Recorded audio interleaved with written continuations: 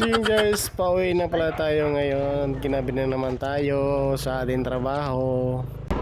So yun guys, medyo madilim ang daan ngayon kaya hindi tayo pwede magpabilis ng takbo.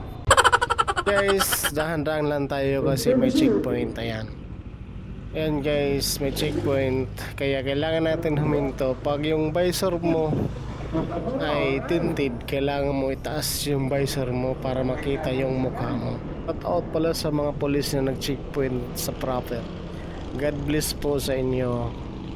So yun guys, kapag may checkpoint, kailangan natin huminto, magbigay respeto sa nag-checkpoint ng mga polis.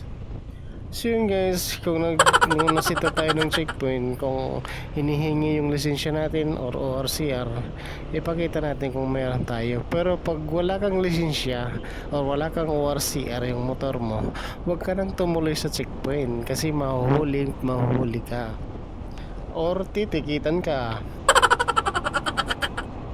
Ito pala guys yung Ballester fuel station dito.